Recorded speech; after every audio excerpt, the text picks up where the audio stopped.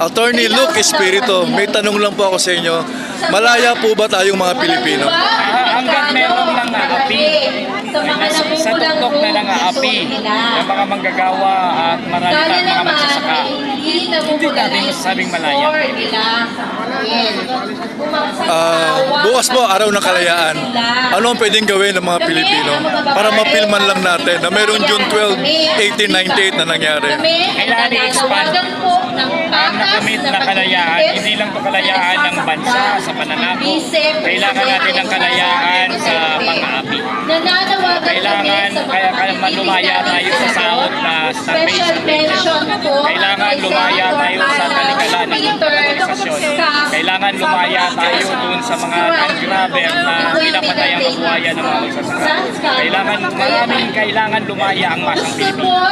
Salamat po, Attorney Luke Espiritu. Mabuhay po kayo. Hindi po kami magsasawa na iboto kayo palagi. Dahil kailangan natin ng isang Luke Espiritu sa Senado.